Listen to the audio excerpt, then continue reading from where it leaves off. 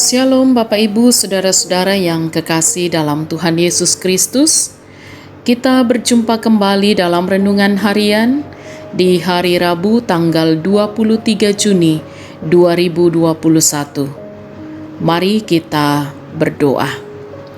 Kami telah sedia untuk membaca dan merenungkan firman-Mu. Ya Roh Kudus, berkuasalah di dalam hati kami. Terangilah hati dan pikiran kami untuk memahami dengan benar. Dalam nama Tuhan Yesus kami berdoa. Amin. Kitab 1 Samuel pasal 19 ayat 8 sampai ayat 24. Ketika perang pecah pula, maka majulah Daud dan berperang melawan orang Filistin.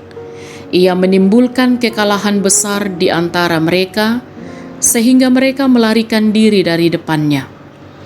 Tetapi roh jahat yang daripada Tuhan hinggap pada Saul ketika ia duduk di rumahnya dengan tombaknya di tangannya dan Daud sedang main kecapi. Lalu Saul berikhtiar menancapkan Daud ke dinding dengan tombaknya, tetapi Daud mengelakkan tikaman Saul, sehingga Saul mengenai dinding dengan tombak itu. Sesudah itu Daud melarikan diri dan luputlah ia pada malam itu. Kemudian Saul mengirim orang-orang suruhan ke rumah Daud untuk mengamat-amatinya dan untuk membunuh dia pada waktu pagi. Tetapi Mikal, istri Daud, memberitahukan kepadanya demikian, "Jika engkau tidak dapat meluputkan dirimu malam ini, maka besok engkau akan dibunuh." Lalu Mikal menurunkan Daud dari jendela. Ia pergi melarikan diri dan luputlah ia. Sesudah itu Mikal mengambil terafim dan menaruhnya di tempat tidur.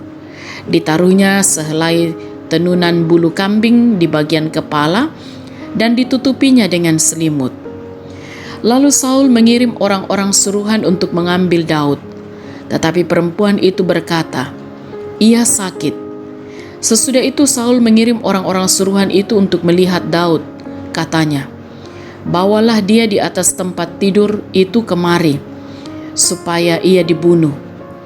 Lalu masuklah para suruhan itu ke dalam, dan tampaklah ada terafim di tempat tidur dengan sehelai tenunan bulu kambing di bagian kepala.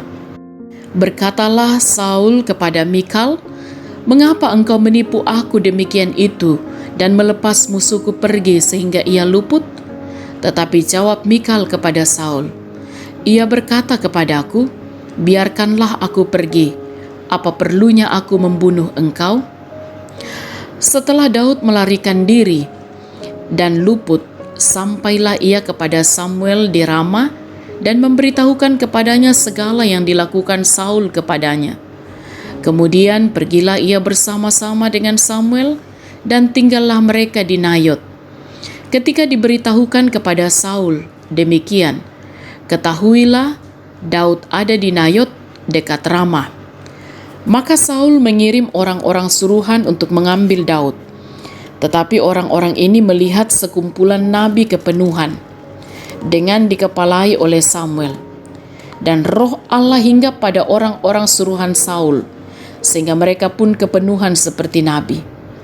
Lalu hal itu diberitahukan kepada Saul. Ia mengirim orang-orang suruhan yang lain, tetapi orang-orang itu pun juga kepenuhan seperti nabi. Saul mengirim sekali lagi orang-orang suruhan, rombongan yang ketiga, dan orang-orang ini pun juga kepenuhan. Lalu ia sendiri pergi ke Rama. Sesampainya ke dekat perigi besar yang di Seku, bertanyalah ia, katanya, "Di mana Samuel dan Daud?" Jawab orang, "Ada di Nayot dekat Rama." Lalu pergilah ia ke sana, ke Nayot, dekat Rama, dan pada dia pun hinggaplah roh Allah. Dan selama ia melanjutkan perjalanannya, ia kepenuhan seperti nabi, hingga ia sampai ke Nayot dekat Rama. Ia pun menanggalkan pakaiannya, dan ia pun juga kepenuhan di depan Samuel. Ia rebah, terhantar dengan telanjang sehari-harian dan semalam-malaman. Itulah sebabnya orang berkata, Apakah juga Saul termasuk golongan nabi? Amin. Saudara-saudaraku yang diberkati oleh Tuhan, tema renungan kita hari ini ialah menikmati proses Tuhan. Saudara-saudara, makin tenang seseorang, makin besar kesuksesannya, pengaruhnya, kekuatannya untuk kebaikan. Ketenangan pikiran adalah salah satu permata kebijaksanaan yang indah. Kalimat yang pernah diungkapkan oleh James Allen ini menggambarkan kehidupan Daud dalam menghadapi masalahnya. Kisah hidup yang dilalui Daud begitu berat dan menakutkan, termasuk ketika menghadapi orang Filistin dan rencana pembunuhan bagi dirinya. Dengan kedekatannya kepada Tuhan, tentu saja Daud bisa mengeluh dan protes terhadap hal buruk yang menimpanya. Kendati demikian, Daud tetap memilih tenang dan berusaha menghindar dari bahaya tersebut. Tuhan memakai Mikal dan Samuel untuk melindunginya, bahkan orang-orang suruhan Saul dipenuhi roh sehingga rencana pembunuhan digagalkan Tuhan. Sahabat renungan harian yang diberkati oleh Tuhan, sikap tenang Daud dalam menghadapi setiap masalah hendaknya lah menjadi pelajaran bagi kita menghadapi kehidupan ini. Sikap tenang akan membawa kita kepada suasana hati yang tepat untuk mengambil keputusan. Sedangkan sikap mengeluh bisa saja membuat kita mengambil keputusan yang gegabah. Setiap hal yang kita alami dalam hidup ini mengantar kita untuk memahami keseluruhan proses yang kita harus lalui untuk menjadi lebih baik dari diri kita sebelumnya. Kadangkala kita meminta kepada Tuhan untuk memudahkan jalan hidup kita. Namun yang lebih utama ialah meminta supaya Tuhan menguatkan kita untuk melalui setiap hal yang berat. Hidup memang berat karena ujiannya hampir setiap saat. Tenanglah, nikmatilah prosesnya tanpa perlu protes. Hiduplah dalam proses Tuhan. Amin. Marilah kita berdoa.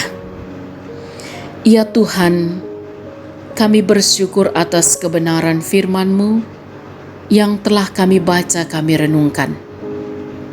Tolonglah kami ya Tuhan dan tuntunlah kami untuk juga terus menikmati proses Tuhan, sehingga dalam kehidupan kami senantiasa dikuatkan dan kami percaya bahwa Tuhanlah sumber pertolongan kami dan sumber berkat kami. Berkatilah kami sepanjang hari ini dalam berbagai aktivitas yang Tuhan karuniakan, dalam mengerjakan segala tugas tanggung jawab yang Tuhan percayakan. Jaga lindungilah kami semua, topang dan berkatilah setiap orang tua maupun anak-anak dalam melakukan peran di tengah-tengah kehidupan keluarga.